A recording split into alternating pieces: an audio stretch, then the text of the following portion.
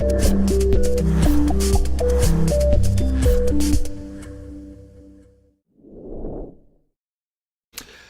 welcome back to Culture Clash, or welcome to Culture Clash if you haven't been with us before.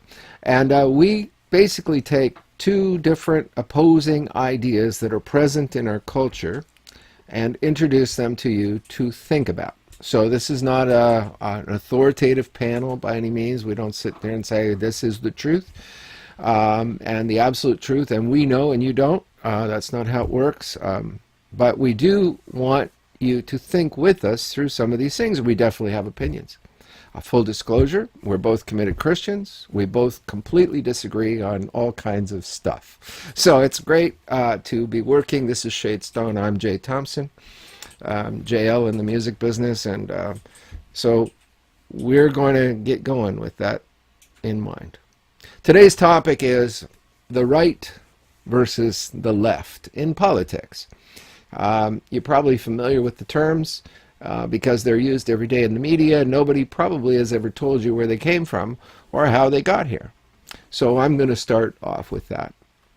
Most of the time when the right-left division is discussed, it's discussed in terms of its historicity concerning the French Revolution. Okay, so that's the most common stuff. If you Google those terms and you ask for the history, they'll all tell you about the French Revolution. And what they'll say about that is that people who favored the king and so on tended to sit on the right side of the building, and people who favored opposing the authorities that were tend to sit on the left side. And so they sort of started referring to each other this way. And people who were centrists, okay, started to sit on their side. If they were right center, they would sit right, but they would sit close to the left, because when it came down to voting, they wanted to sort of be a little bit disguised, because if it came right down to voting and you were on the right, especially if you were on the, part of the noble aristocracy, you didn't want to be subjected to ostracism from that group. That was a very powerful group, and you really didn't want to fall afoul. Sort of like, the Hillary Clinton thing, you don't want to go against that, because if you do that and she becomes president, then you're in real deep doo-doo. Who? Who are you talking? Hillary who? I'm sorry, Hillary who? That's an attempt at humor, I think. But anyway. Okay. The point is this, that is one definition. That's one explanation. Hillary, the one that didn't become president. That one. Okay. Back to you. Now. Back to you, Jay. Thanks, Shade. Appreciate that very much. I'm here to support you, no matter what you say. Got it. Okay. Now, so you might have picked up a little political, leaning to that sense of humor. Maybe it's a scent of humor. I wouldn't quite say it's, plural. It's you have to admit, though, that election was funny. I agree with that. The whole election was hilarious. Particularly the reaction of the media when it became apparent that their chosen candidate was not going to win. That was really funny, because you'd watch this thing and like, oh yeah, she's got it like 99% to 1, and then that's it. Yeah. What just happened? Oh my goodness, I don't know. It was fun. For me, to me, it looked a little more like one of those fake wrestling matches. Really, to be honest with you. Okay, now if you can get by that obvious bias, all right, that we have obviously a point of view that some people would call, right wing. Although I think Donald Trump, in many ways, isn't a right-wing guy. I think he's very much a centrist. If you look at his history, nobody hated him until he decided to be president. And once he became president, everybody decided to hate him. But before that, he was like rubbing shoulders. Not everybody. Yeah, I agree. Just everybody on the left. I get that. Yeah. So, but anyways, for sure. I from my perspective, though, to be honest with you, I think that Trump on the right, might be a little maybe too revered on some, like, at the end of the day. He's a human being. I agree. It's you but can't. On the left, he's a little too disliked. Yeah. It seems like they're both sides are a bit inflamed, if you will. I totally agree with that. I think that every human being is going to make mistakes. Everybody is not above criticism. There isn't anything that anyone does that you should say that is sacred and because that person did it. I mean, that's how we get popes, and that's how we get things that are human. And when they screw up, it's like, oh no, that's not possible, right? But it is possible, and therefore we have scandals and so on. And people expect too much from human beings, I think, personally. There's no question. There's a for me, I lean conservative because the overall theme seems to suit, but it doesn't make it perfect. That being said, many people, and I think I'm certainly got one foot in this group, we kind of look at it as it's two wings on the same bird. They tend to, okay, we're going to go this way, but they're still kind of heading in the same direction, but from a slightly different angle. So it's that from my perspective, oftentimes it seems to me, I'll give you an example, like when you get a conservative in, like locally, obviously, or excuse me, in Ontario, what do we have? Rob Ford. He was supposed to undo a lot of things. He didn't end up undoing them. I'm sure that there's going to be the whole, well, there's a problem here and there's a problem there. But ultimately, it always seems to me that, let's say, for example, if the Liberals come in and they put in some laws, you would think that when the Conservatives hated those laws, that when they get in, they remove them, and vice versa, right? So Stephen Harper did all kinds of things that, excuse me, that the Liberals didn't like. Why didn't they undo it? So that's what gives this lean towards this idea that, well, wait a minute, if you hated it so much, why didn't you remove what you didn't like? You're in power now. And I noticed that most often doesn't happen. So there's a bit of again, just two wings on the same bird. Yeah, and I think too, in just so you understand this whole Canadian slant to the podcast today, or to this video cast. What we are sitting in Canada at the moment. I think you're 100% Canadian, are you? I am. Well, this little thing, this idea of having these hyphenated abbreviation fractions of society. In full disclosure, he would have to be Italian Canadian, but he's not really. He's really Canadian.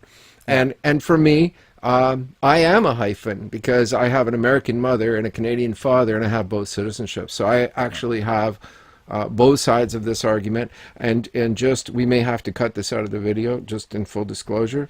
But I Absolutely. heard why Justin Trudeau was, what America does affects Canada all the time. It always does. It's like when America sneezes, Canada catches cold. So we have that kind of dependent economy. So what happened was, Trudeau was looking at the popularity or the ability that Donald Trump had to get things done, and he was like amazed with that. He said, "Why is he winning? Why is he winning? He's like not popular, but he's winning, and I'm very popular, and I'm losing. And how can we fix this?" And they said, "Well, Donald Trump is bringing jobs to America," and Justin says, "That's it. I'll bring jobs to Canada." So that's how it works. Say a little hiccup, but it just sort of fits. So then let's take it back to the idea that, let's say, for example, you have conservatives, right, and Democrats in the United States. Same idea, I think, for the most part, right? When President Bush was in, there was supposed to be these big changes when Obama came in.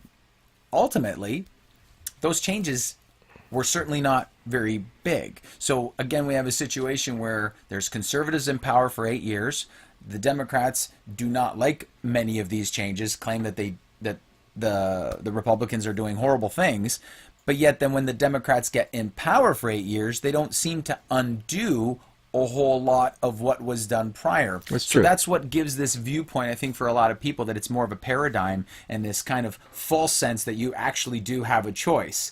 They give you the image. It's almost like they control both sides of the argument, right? Because when you control the opposition, right, when you control both sides, ultimately you can still steer the ship where you want it to go. Yeah. And so that's where the power is in the voter. Ultimately, sure, the vote counts, but also your attitude and what your belief systems are has to be also behind the vote. Because if it isn't, if you allow that conservative to do things that are not so conservative, then ultimately you've done quite little, actually, to help your argument. Yeah. Or Okay. to help So your I do want to explain my hijabs in case somebody thinks I'm anti-Muslim. I don't believe. Why would anybody think that? Well, because I'm not anti anybody Of course not. who the Not allowed. people are. It's against I, your faith. That's right. We It have to love is. everyone. That's right. And That's so, what I love so about Christianity. it's really not an anti-Muslim. It's a comment on the actions of Mr. Trudeau, because that's what he's done. He's actually brought in all kinds of Middle Eastern, regardless of faith. And there's other people that wear headscarves. I'm not labeling anybody in particular, but it's just a funny thing that he has increased the immigration. That's been the response. Is his number one thing is to be increasing immigration from war-torn places, and Middle East in general. He's not real picky. He doesn't really care if you're an ISIS fighter or not. He'll bring you back. He'll love on you, and that to a lot of Canadians, they can't see the value in that. They really can't see the value in bringing back someone who decides that they hate this country and have to go to war against it, being welcomed back when they lose. That's just not a good thing. But anyway, we're back to the opening monologue, because I never really kind of finished that. We're talking about the historicity of right and left, and how it came to be. And almost everybody points you at the French Revolution. The problem was this, that the French Revolution was supposed to be patterned after the American Revolution, but it had a fundamental difference. Okay? What the French Revolution slogan was life, liberty, and equality. Fraternity. They wanted a brotherhood. They wanted a collectivism in the revolution. They were looking for something other than what the United States had established. They were patterning after the United States, but they made one big difference. We wanted justice under God. We wanted something that said, God made the rules, he set us up, and he gave us individual liberties, so we want to protect the individual liberties, but we want to also protect them from the mob. We don't want, because a group of people decides that all Jews are non-humans, now we can just exterminate those people. We want to protect our culture from that. A group of people in charge doesn't make right. The might does not make right. And so in America, we set it out very clearly that our justice for all system meant the protection of the individual, and not the fraternity, not the brotherhood, or the generalized equality of outcomes. And so that's where, and we talked about this earlier about democracy versus capitalism, or capitalism versus socialism. Democracy was never the idea. Plato actually had this idea of the tyranny of the democracy, where a small group of people influencing a large majority of the population could get any kind of mob together they want and demand anything they want, and put any kind of injustice in place, and the individual had no rights at all. So the U.S. really struck a chord in trying to develop a republic that would protect us against that. So pure democracy was never a part of the American dream. It was never a part of the formation of the country. It was a recognition that God had certain laws that were inviolable, that you actually were given rights by a creator, and the government had no right to take them away. The government didn't give them to you. They couldn't take them away from you. That's not the case in the revolution.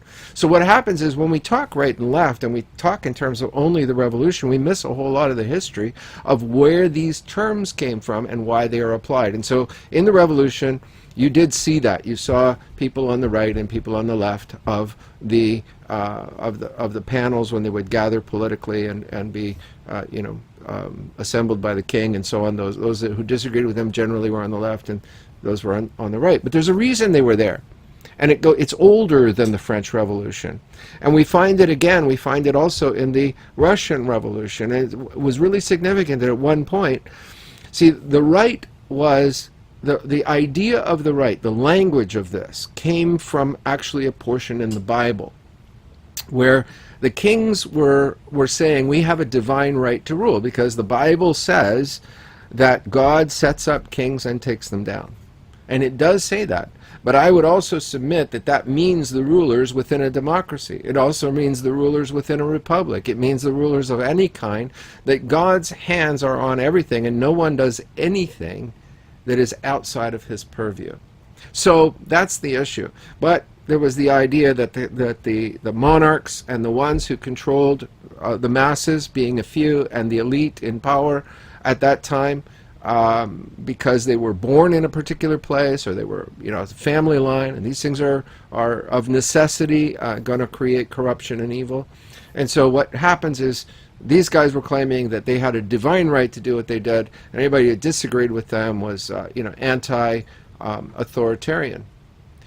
Well, here's the problem, is that when they were making this claim in Russia, there were Russian people who said, if you are the right hand of God, we are the left, because we want nothing to do with the way God does things. Now, if you consider that for just a second, the left has come out and said, we want nothing to do with the way God does things. Now, look at the politics of the U.S. right now. Look at the situation.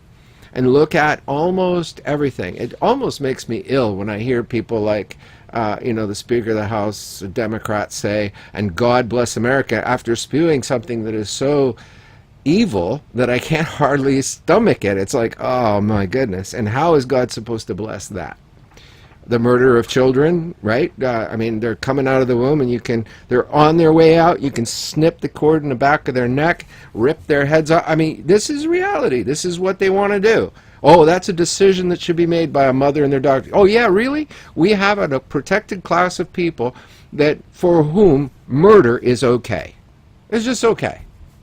As far as I'm concerned, I don't even know what to say on that topic, other than it certainly shows you that just because somebody says, God bless America or God bless you, it doesn't mean they actually believe in God. It's just a statement ultimately, right? And it doesn't and it doesn't bear in any kind of root of what God sees as, shall we say, good and what's not good. So, obviously my stance as a conservative is a person doesn't have a right to harm another person regardless. And that little child in the womb is a separate human being. And in fact, and proven, for example, I have a relative that needed a match for a kidney. And her own mother was not a match. Neither was her father. So what does that tell you? These are different body parts, right? Even blood type. Most often, the blood type is different as well. So this is a separate human being, and we're giving a right to a human being to say, yes, you get to decide whether that human being gets to live or not. Of course, as Christians, we believe that conception is birth. Yeah, it's the creation of life. Anyway, it's not birth. Birth is when they come out, but just a minor distinction there. For you, it is. For me, that baby's already a baby. Being. Absolutely. It's a human being. Yeah. There's no argument there. I'm not pointing that out. It's just the definition of the word birth. Yeah, and who creates the definitions? Well, that's it. We've been manipulating the definitions of words, right? so some people are reasonable, and some people are, I'm right, don't argue, don't present me with facts. That's just not going to happen. Well, the reality is that it seems to me we've gotten to a place where we're putting more animal protection rights in place than we are for children in the womb. I've got a great idea. We're going to do a show on pro-life versus pro-death. Yeah, because that's really what it is. You took it to the new subject. I'm That's sorry. what you did. I really did, and I apologize. It's my fault. Okay, we will but we will make a promise right now. We will do a complete show on that particular topic. But here's what we're going to, we got all kinds of stuff. We got 14 topics or something that we threw together, and then there's a bunch that keep emerging because of our faith. So we have things to talk about that, aren't generally relevant to the culture as well, but so we might do a whole separate thing on that. Depends, he's still not sure if he wants to be here, so So we have a lot of fun doing this, mind you. Don't get me wrong, but if if this thing goes off the rails too far, if we get like too far into like next week's subject, then he might quit. So then I'm going to be I'm going to stand here, look stupid, and I'm going to pretend he exists. No, right? but ultimately, actually, I mean, it could be just a Jael show. Yeah, Just, that would work. why not? Yeah, just Right. Jay, listen. Here's the deal. Boom. Just boom. I don't know. Okay. That's open for votes. Okay. Yeah. You guys write in if you think that it would be entertaining to watch me without this guy. I don't know what planet you're on, but it would be fun. I'd watch. He would. I would. He'd watch. I'd have a Okay. big bowl of popcorn. So, and, What's Jay going to say next to get himself in trouble? What else is he going to do Okay. to step on his own foot? so yeah, I'll do that all day long. I mean, reference my hijab comment, right? Yeah. Okay. So there you go. Because how can you make a statement like that without stepping on somebody's toes? Well, yeah, you do step on people's toes, and there are people who will purposely misrepresent me and say, "Oh, I made a racist joke." It's not a racist joke. It's a simple fact that's the response of Trudeau is to do the immigration, and Trump's response is to attack the economy. So there you go. But anyway. Let's Are you gonna? let's Did move you want forward to from talk there. about right and left, and when it comes to borders? Did you want to talk about that at all? Yeah. Because one thing I'll say, like I always try to use my own life, what I tend to do, and just kind of think in terms of, okay, well, if this is what I like to do, then why wouldn't a nation want to do this? So, for example, I don't know how else to tell people this, but we actually, I don't care whether you're left or right, you like borders. It's why you lock your doors at night when you go to sleep. Right? Those are borders. You feel like, okay, look, this is my property, this is my home, whether you rent it or own it. But right? when you lock your doors, you turn your key to the left. The key goes to the left, but the boat goes to the right. Okay. So what ends up happening is what you're doing. You're setting borders, right? That's what you're doing. You're setting a border. When you lock your car, right, with a button, boop, you locked it. What's that? Why are you doing that? You're setting the borders to your vehicle. You're saying, look, this little piece of property is personal, right? Mm-hmm. And we do this all the time. You go take a shower. What do? You closing the door, aren't you? These are borders. And so the idea that nations shouldn't have borders is, I mean, there's actually, we shouldn't even have a conversation. If you like borders in your life, clearly as a nation, we should have borders. And what I also think an advantage of borders is that, let's say, for example, I am living in a country that, you know what, I no longer care for the laws, I no longer care for the culture. I get to say, you know what, I'm going to move to France. I'm going to move to America. I might have to apply, get the paperwork, but where there's a will, there's a way, and you'll get let in. And now you get to change your surroundings. But if every surrounding is identical and there are no borders, and whether you live in Canada or America or Germany, it's the same situation across the board on everything, then what you've done is you've just created a situation where you have to accept anything that's in front of you. You have no more options. And that's the way I see it. Well, one of the things about borders is, for me, I don't believe in borders in the sense that God didn't draw lines on a map and say, okay, if you're born on this side, you get these rights, and if you're born on this side, you get those rights. And so I think what the left likes to do with this argument is to say you're denying people the rights that you enjoy as a free people in a free nation. Well, they've created a non-free nation, and how they've done that is they've put a price tag on caring for people through the welfare system. So here's a simple solution. You want to get rid of the borders? Let's tear down the whole entitlement system, tear down the entire welfare state, and say, if you want to come here, you're free to walk in anywhere you want, no borders, no protection, provided you're here to do something to benefit yourself, because nobody's going to give you a handout. If there's not one dime going to you from coming to this country, nothing to help you get started, you're just going to come and make your own way, then we can get rid of the borders. That seems fair to me. Get rid of the welfare state, get rid of the borders. Mm-hmm. I'm going to disagree on the biblical part, though, because I actually do see in the Bible that God does create borders. I mean, in fact, when he told Cain he had to go, right? When he removed Adam from Eden. And I also see it when in the Tower of Babel story, what did he do? When everyone was becoming one, right? What was the ultimate goal? Was Yeah, to I take agree. down God, right? So what did he do? He scattered them. So I actually see borders in the Bible, but that doesn't mean just because they're borders, there's not basic rights. Well, what are the basic rights? Clearly, we know what they are. We don't have to go on and on. We know that food, water, shelter, but every country can create in this day and age. In this day and age, if a country wants to make sure that everybody's provided for, they will be provided for. If they're not, it's because they're intentionally not providing for their people. And that's just the way it is.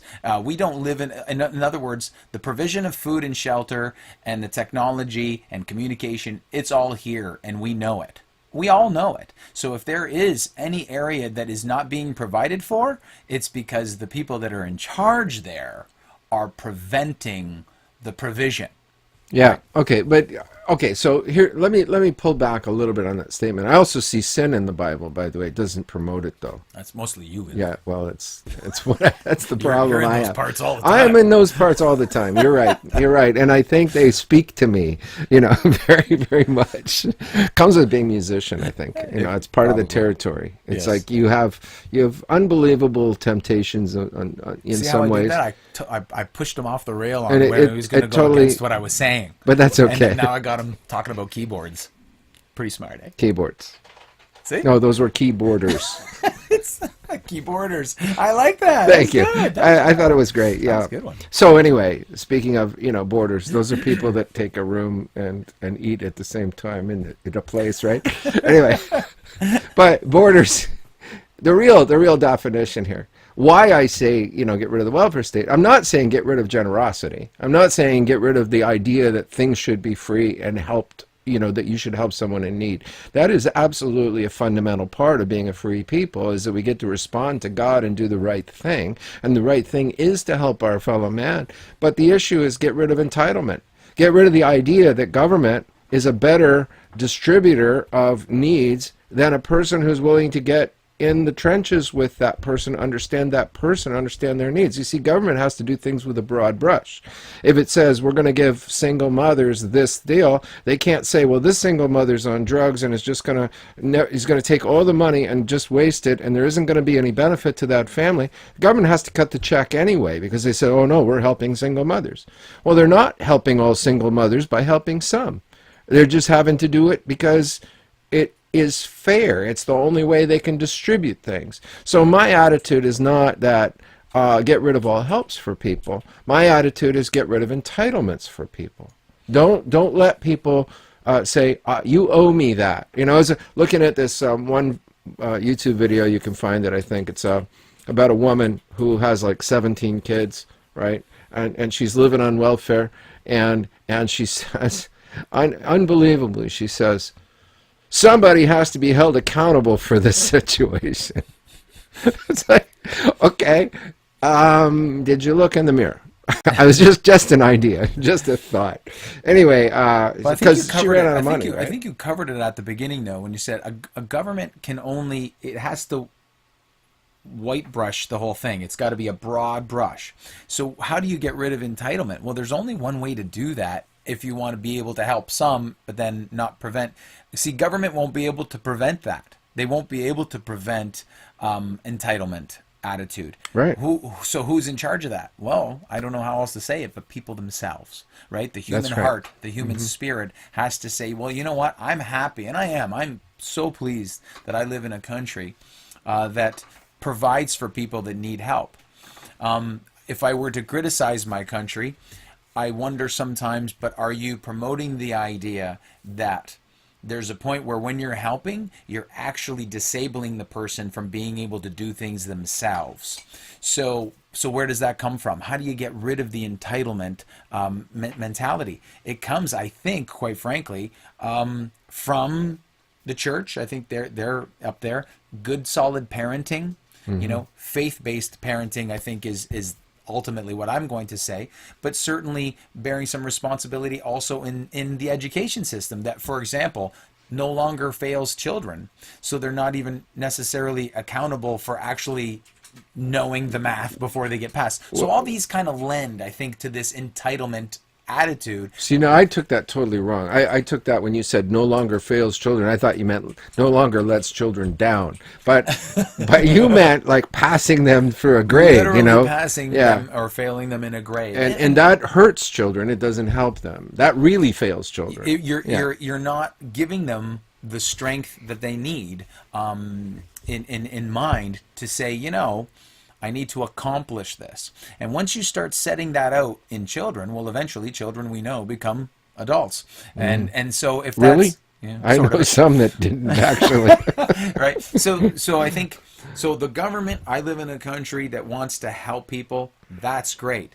However, as a people, we need to be able to also explain that that is not to be taken advantage of. So that really, I don't know that government is going to be able to control that. I just don't see how they're going to be able to do that. I think that does come from the homes, that does come from the church, that does come from the education system, and now we've also, I don't want to steer too far, but I mean, let's face it, teachers are talking about how their hands are getting more and more tied. And so things of this nature, I think, need to be readdressed. Why? Because we weren't having these problems before. I think we always were a fairly generous country. Yet before, not to sound like an old-fashioned guy, I don't think this problem was quite as much of an issue because most people didn't want to take the entitlement. They really wanted to establish on some level their own participation in what they earn. Yeah, I think that's really true, and I want to speak to that very specifically because I raised 12 children. I have 12. And I'm not ashamed of that number. A lot of people tell me, "Oh, you should never have had that many. Look what you're doing to the earth." And I think, yeah, I'm helping move it in the right direction. Absolutely. Because we got 12 votes that now think, and without coercion. I mean, I didn't tell them what to think. But what happens is, in raising them, with God's help and so on, I don't have any rebels. I wouldn't trade my family for anything. I think they're the absolute wonderful. It's a wonderful gift of God. However, I've got to say this, that we in Canada get a benefit for called the child tax credit. And all growing up, I refused to take it. That some people look at me funny and say, well, what in the world are you doing that for? I mean, that's a lot of money. It was a lot of money. At one point, the government discovered it and sent us a check, and it was a large check. And it was right at the end when they didn't have to pay for everybody, because if they had... So child tax credit, is that the write-off that you... That's the one. Well, they call it the baby bonus. That okay, thing baby where... bonus. And Okay. the reason is right or wrong, this is what I was aware of, that the government uses a number of ways of controlling you, okay, and to speak in to say, we have a right to interfere with the way you raise your children. We have a right to tell you, you can't do certain things and you can do certain things and all of that. And part of that right is established by the money that quote unquote they give you. Well, they don't give it to you. You pay it in taxes anyway. But the point is this, that you do get a break. You do get something, a benefit, because you have kids. We simply never applied for it, never took it. We just wouldn't do it. And until our kids were grown up enough that I wasn't worried about it anymore. And when the government found out and they said, okay, boom, here's a check for a lot of money, and they sent it to me, I was like, thank you very much. And right now, if you did take them, they're solid enough and grounded enough that I'm not worried about it. So we did that. We did that because we lived counterculturally. We really did. We homeschooled our kids. We did things with them, by the way, that aren't, they're definitely not the culture. See, when you go to school, and there's a whole other story we could even talk about. This isn't even on the list, so maybe there'll be a homeschool one we'll do versus public education or whatever.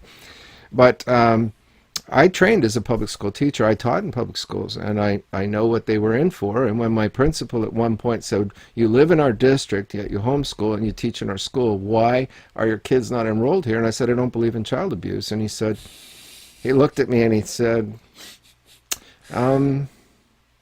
Okay, I understand that. So, so Is that true? Did he really say he that? really, Or he he really actually loved that? really Okay. said that. That was Wow. that's really a truth. And the reason is this: is your children, when they go to a school, are taught to conform. They're not taught to think. They're not taught to think for themselves. They're taught to learn facts that the teacher presents and to parrot them back in acceptable fashion. And if they can do that, they get high marks. And if they cause any trouble, like as in think for themselves, as in think maybe that there's something else that they should be doing instead of what the teacher told them to do, they get ostracized. They get low marks. It's like, okay, so the thinkers. Now, this is an interesting fact, and this is a fact, but homeschooled kids do well. We know that. Way better than the school kids. They even socialize better because they don't socialize only with their age group, because that's a very artificial construct and doesn't exist anywhere outside of school. So once they graduate, suddenly they have to interact with people outside of their peer group, outside of their age group, and they have a tough time. So people who talk about socialization and homeschooling, like they really don't understand the subject. But there you go. But anyway. Well, and not only, and here's why they just in defense of what you're saying. Here's why they don't understand it, because let's be honest, they've never done it. So in other words, for example, I'm a product of the public system, right? That's what's wrong with you. Okay.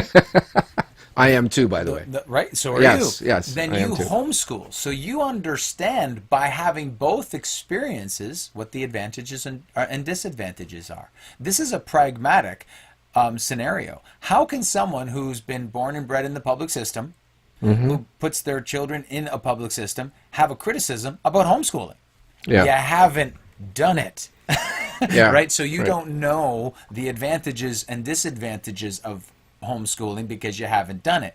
Therefore, I don't know how else to say this. Your opinion has even your opinion is, quite frankly, got really no basis. Well, it's right? one-sided. It's completely It's a one-sided. one-sided You thing. haven't been Yeah. on the other side of it. Yeah. So I can honestly tell you that I know both sides of the game. And in my opinion, that whole socialization thing, that is definitely propaganda. It's almost something they just spew out right away, as if, putting your child in a 30 by 30 room with other children the identical age is socializing your children, telling them all to be quiet while one person talks all day. You know, I don't see how that's a social atmosphere at all. there's a guy who writes a cartoon strip called Mallard Fillmore, and it's this little investigative duck who goes out there and checks stuff out in society and so on. And he was doing an expose on homeschooling, this little duck character in his comic strip, and he went out there and he said, the socialization argument is perhaps the greatest argument against homeschooling that they have put forward,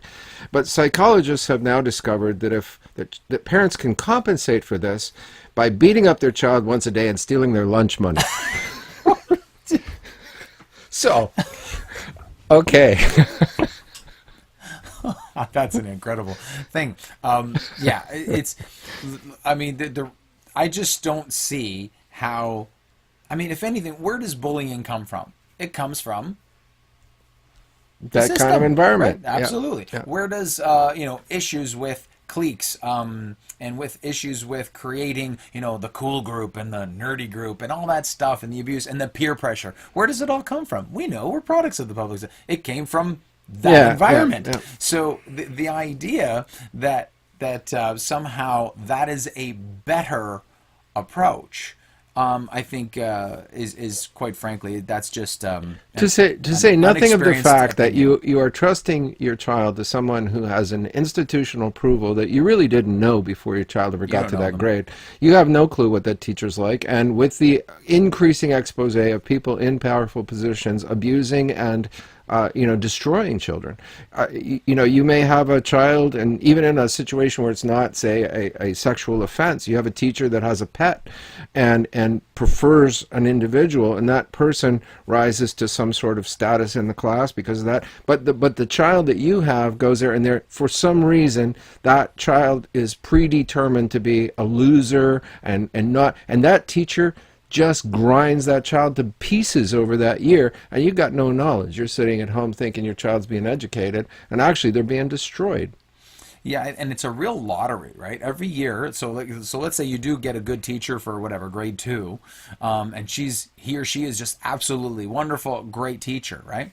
But next year that teacher finally understands your child, understands how your child ticks, right, and can really help them, yeah, well, nice to see you. We will not be seeing you next year, and back in the lottery game again. And this year may not be such a great year. That's You the, might that's not the get, point. right? That's Because I am not anti-teacher. Let me no, be no, very no. clear. And I'm not accusing teachers of all being beasts and problematic. But every teacher does have their Well, look, preferences. there's good pastors, there's not so good pastors. That's There's right. great teachers and there's not so great teachers. There's Right. wonderful principals and there's wonderful mechanics and not so wonderful mechanics. So when people Really? kind of take an opinion about, like, see, we're criticizing a system.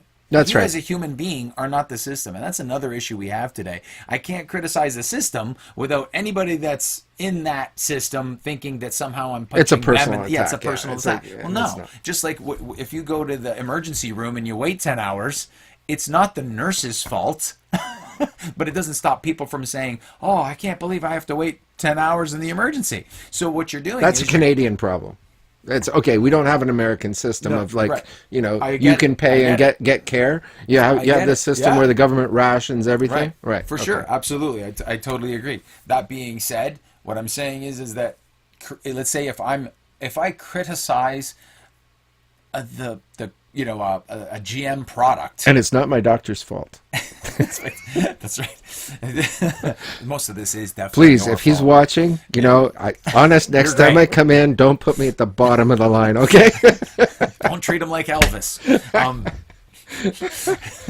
So if I criticize a GM product, am I criticizing the guy who puts the antenna on the truck? No, I'm criticizing the product, and we need to be able to do this, and be able to do this where the person doesn't take it personal who happens to be in the system or working for the system, because we understand you have a limited amount of power. That being said, it doesn't make the system great, and it certainly shouldn't cause us to not criticize any system that's in place when it affects our children. So I'm going to get back to the monologue then, because this is a perfect segue back in. This really rolls back? Yeah, it really This is gonna does. be impressive. This is really good. See, you're speaking like your views are like left wing, because left wing by definition, if you go to the like YouTube right now, or you go to the Google engine or any of the search engines, you put in something and you say, tell me about left-right politics, here's what you're going to find. You're going to find almost everything defined by this French Revolution concept, saying that the left is all about individualism, it's about equality, and it's about this brotherhood idea, and that's the left. And then the right is, we're for monarchy, structure, authoritarian, and so the more authoritarian. But the actual fact is, these are bad definitions, because we don't actually live like that, and the left doesn't have these ideas except in lip service. See, the only way they can The survive. left are not big fans of homeschooling. That's just a No, fact. that's true. That's just true. a fact. Because which is part ironic, of it is right? part of it is that the individuality they claim to champion, they really don't want. They want a collective they can control. So what happens is this: people say, "Well, these people are about control and authority." No, authority. Newsflash, guys. Authority is how the world works. You cannot do anything without an authority structure of some kind, and there will always be one. And what is amazing is this, is that when the French Revolution was happening, okay, and you look at Napoleon, who was viewed as a left-wing commander who raised an army against the right-wing army that met the populace or the resistance of the people, and you have these people that were being basically kidnapped and guillotined, and the revolution was underway and everything was going and crazy. But what happens is the authority of Napoleon, who wanted to be emperor, nobody asked him for a vote, okay, and he didn't do this, and I turned this off, believe it or not. That doesn't seem like off to me, Jay. It wasn't. I'm sorry, But but that's not off, Jay. Okay, You're that can't be true, because we just heard the phone, Jay. Okay, look, let's. Okay, I'm blown away, but this thing Yeah. resets itself, all right? I mean, I'm like, I Oh, can't let's believe that. blame the phone, Jay. I turned that Wow, off. are you sure you're not on the left? You sound like you're on the left. I don't know how to say this, but let's blame the phone. I'm definitely out in left field when it shut comes off. to No, really, electronics. I shut it off, but then why does it ring? I don't know. Well, maybe you didn't shut it off, Jay. I think Jay has just gone from conservative to Democrat. No, I think it's just happened what right in is front that? of the camera. What happened here is that I'm definitely out in left field when it comes to when it comes to electronics. Okay, so Oh, that's great. however, let's go back to this. Let's go back to Yeah. our deal. So what was happening here is we realized this, that when Napoleon, who claimed to be an absolute monarch, he was an emperor. You didn't vote for Napoleon, but he was the guy defending the left. And so what you find out is this, is that every time the left wins the argument politically, what they really mean is that there's a tremendous amount of authority necessary to reinforce their collectivist ideas. And when you're on the right, it's like there's a tremendous amount of authority needed to enforce this idea. But no matter which side you come down on, right or left, they both have their ruling class. They both have their small group of elites that control all the rest of them. The problem is this: when you make decisions for a group, you make a decision that helps nobody, but makes it bad for everybody equally. When you make a decision for individual liberties and abilities to that these people should be free to act out in their own best interests, they actually know what their best interests are. The problem with the collective is you can't find any individual best interest because that would be against the left. You can't do that. So you have to make rules that are good for everybody, and everybody has to fit. Well, that takes away all the individuality that, if you look in the search engines, say that that's a value of the left. It's not. But straight up, it's not a value of the left to believe in individual liberty. No. What's a value of the right is to believe in the individual liberty and to believe in the authority structures that God made and ultimately are enforced above us, so that every king is responsible to him. That's what that Bible verse means when it says the heart of the king is in the hand of the Lord. He says he will turn it wherever he wants it, and he's going to do through his authority structures what he wants to do. Does that work for the left too? Well, yes, it does. They may not like it, but the fact is that the absolute consequence of their ignoring what God asks them to do in authority and to make up their own ideas will have absolute consequences that God ordained. And that's it. People say, well, how does God allow evil? Well, the answer is very simple. God allows evil so you learn something. Because if you didn't have to take the consequences of your choices, you would learn nothing. You would never be able to figure anything out. So this is it. God set up a universe that runs by authority, and authority comes down on both sides of this equation. The deception of the left is that we don't have to deal with that authority, and that's not true. We will always, always deal with authority. I do have to say too that when I listen to left side arguments, what they do is they erase the absolute truth and then start their argument. And here's a simple example.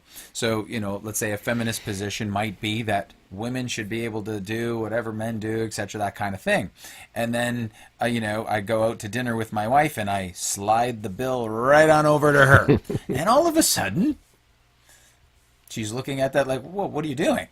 This is not how this works, right? Or, for example, it snows, I shovel the snow. The next time the snow comes, I hand her the shovel. She hands it right back to me. So that whole idea that no, like, there's no things that men will specifically do and then women no, we can't have that.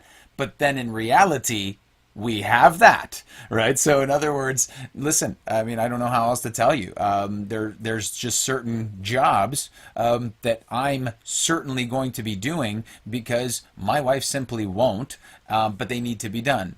So let's use the word. It's essentially men's work, right? And that's what she'll call it too. Now, mind you, my wife isn't a Democrat in any stretch of the imagination. But the reality is, that's what I'm talking about. They'll erase the truth, okay? Because the reality is, I think that, if there's a gentleman and a female in the mix and there's 8 inches of snow, I think it's... Yeah, I'm going to volunteer for that. It's like I'm going to take it on myself. So because to pretend that that's not true and then create an argument is the approach. Right. Right? Let's Right. pretend that's not true, even though it is. Yeah. But it is true, and so now your argument is... You're talking about Truth. erasing the truth. And this is what I find. Like, you go to Wikipedia, they're really masters at this, erasing truth. Because what happens is, you get these cultural understandings. Let me give you a little illustration from American history. In American history books, one of the reasons for a battle that Washington won in the prior to the War of Independence was against a group of Native Americans who had a chief that was extremely powerful and very impressive, and he was a very, very, very good shot. The guy never missed. And so he surrendered after a battle that was very indecisive. And he came to Washington and he offered him his rifle in submission. He said, "The reason I surrendered, Mr. Washington, is because I had to meet the man that God would not let die." Now, this is a story from old history books. You won't find it in any modern history book at all. If you find a history book written in the 1800s, you'll find the story. And the story was simple. He came and said, "Look, I know that I shot you 6 times, and you never responded to the bullet." And when Washington took his jacket off in the presence of that chief, there were 6 holes in that coat, and there wasn't a wound on his body, and the bullets fell out of that coat. Now that's God's direct intervention in a battle, and we have it in our history, and yet it has been expunged from every historic record that you can find today. You can go back and you can find it, but you have to be a very, very good detective to find that story. But that was in every history book given to kids. And see, the problem is this: we don't know in America anymore. We don't even know who we are. We don't know what our history is. We don't understand how God fought for us or how God made and established the nation according to real principles or authority. You know, we don't see God's authority at work in the past. Therefore, we don't see it in the present. And it's not because it's not active in the present. It's because we're blind, because we've purposely left out the truth of all of our history that got us here. Whoever controls the past controls the future. Right. So if you erase those things, and certainly that's definitely not in any shape, way, or form in the public system, nor in colleges, nor in universities. Anything that you have just said is definitely not there. And that's just not where the information is going to be. And therefore, anything that's happened in the past that, let's say, people like yourself and I would say that's a supernatural intervention of the creator of this world, they're just going to now say that's just a bunch of wives' tales or a bunch of malarkey or myths. It's none of that is true, right? So once that happens, right, you can't, even if you're telling them the truth, they're blind to the truth. That's right. They will no longer accept that as a truth because they don't feel in any shape, way, or form that is authenticated. And, you know, using, I'm going to hand it over to you, but that's from my perspective. Once you control that past, right? So my point is this, that when you're on Google right now searching right versus left, half of the discussion is gone. What you're going to see is this focus on the French Revolution, saying, well, it's where they sat in the mix. But it doesn't show you the previous statements of this right, left, and the reason they sat on the right and the left. You don't see the reason for that. They don't get into that because that would take you back into this discussion about what authority God has to tell them certain things. And if you don't see that, if you don't get that whole picture, you miss a large part of this. And I was shocked to find that basically that story erased, because a few years ago on a Google search, you could find it. Now you can't. So it's fascinating to me. I see this gradual encroachment on, that doesn't fit our narrative, that ceases to be history. So we're going to take that out and we're going to control you by a narrative. And so when you look right versus left, what you see is the encroachment of the left on truth is the first fundamental problem the left has, is that they want to discard all of the relevant stuff that would give the right the credibility. But the news flash is, just like as we've been pointing out in other culture clashes, as you think with us through this stuff, we've been saying, here is the problem. You have to come back to this, that one side is committed to destroying the truth in order to present their argument, and the other side is not. So you take capitalism and socialism, as we talked about that. And the idea was that greed is bad and it's only present in capitalism. Well, that's just not true. If you really look at it, greed is in both systems. If you look at this situation, right and left, and they say, well, authority is the problem and freedom is the solution. And the left claims that, but authority is more present in the left than anywhere on the planet. And those systems have to be more coercive than the other systems of necessity, because you can't make things where individuals do what's best for themselves. You have to decide what's best for an entire group, and the outside force has to impose it on that group in order to make it work. And it doesn't work. It's a fallacious idea. So each time we bring this up in the culture clashes, you have to see that one argument actually falls apart on itself, on its own principles. It's not true to what it says it's about. And the other side tries to be true, and it is flawed, because we're all run by human beings. So if you want to poke holes in the right side, you can definitely poke holes in the right side. If you want to poke holes in the left side, it's a wide open field, because it falls apart on itself. It can't even sustain itself in its own discussion. So that's the problem that you have. Now, same thing is true, and each one of these clashes, you're going to see this. Human beings run the discussion, therefore both sides have their problems. However, when you are fighting God, you're always on the losing team.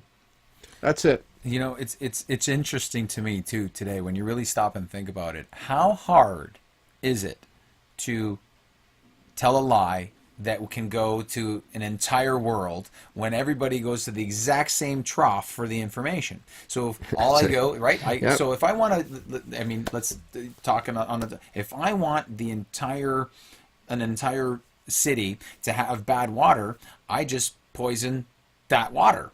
So if I want an entire world or an entire nation to believe a lie or believe an untruth, all I got to do is control the media. Yeah, control the media and that Google bar, right? Yeah, it right. seems to me that everybody just types it in, and no one really goes past the first page or two, right? That's their information station. The point is that double check. That Google, Facebook, all the big social media companies, these are media delivery platforms. That's what they do.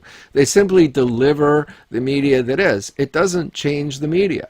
So they can eliminate the media they don't want you to see, but the media that comes out is still the one that comes out. So if you put an algorithm into something and you start restricting free speech, and I don't care how hateful or how anything else that you think it is or somebody's defining it to be, if you, like, take my, somebody's going to censor this video because of that hijab comment. I know that. This is going to happen.